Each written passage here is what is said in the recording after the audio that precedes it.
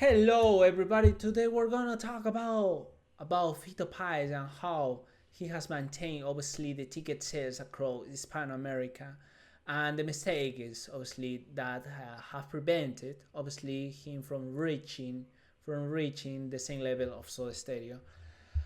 Obviously, he has often remembered for his oldest hits while his never song don't measure up to the classics, obviously. And other thing is the new is not the same level of the oldest at the obviously in the level of popularity. When the early life and career, Fito Pai was raised by his grandmother and aunt and his father after his mother passed away during the childbirth. At the beginning of his career, he was part of the Trova Rosarina movement. I'm gonna say very honest, playing a keyboard in Juan Carlos Baglietto, a band where also composing music. And I will also to mention that I'm very fan of Un Loco en la Calecita. I think obviously Fito Paez has to get this has to get this record for his own album, but it's a mess. Well, due to his talent, to Charlie Garcia recognized as a great performer and inviting him to join his band. Well, later Amy discovered obviously this diamond in the road, giving him the opportunity to release his first album, Del 63. It was a strong debut in the early 80s. By the way, I really like Tres Agujas and the Canción sobre Canción. They are the top tier about that. And his second album was also well received, proving he was a emerging star at that time. His third album, a collaboration with Spinetta, further solidified his reputation in Argentina music industry. At the time, Fito Páez had a great opportunity, understood the importance, obviously, of surrounding himself with influential figures.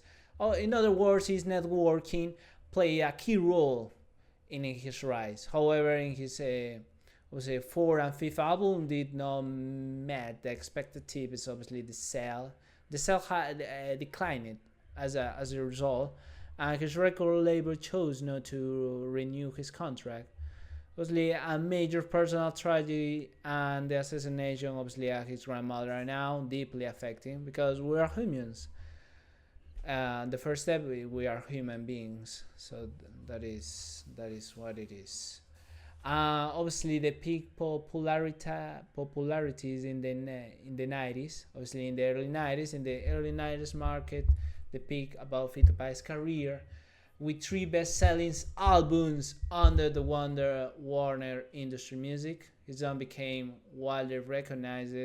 Even today, if you ask somebody about Fito Paez, they will mention songs of these three albums.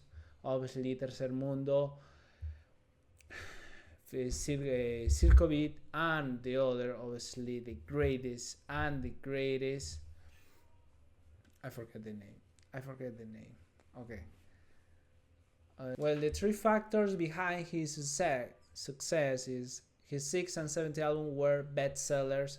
Warner Music ensured that his music received airplay across Hispanic countries, and he produced a high quality songs such as Dale Alegría a mi corazón, El amor después del amor, and Mariposa Technicolor. That is one of the three. If you ask anybody about mention any song of Fito Paez and why he obviously his recent work, why hasn't his recent work lost relevance? Obviously, since the 2000, his albums right now has failed to produce it major hits. He has attempted to revive his career, but his new music lack standing out and the quality. It feels repetitive and uninspired. I'm gonna say very honest, that is true. For that reason, obviously they make the review about El amor después del amor.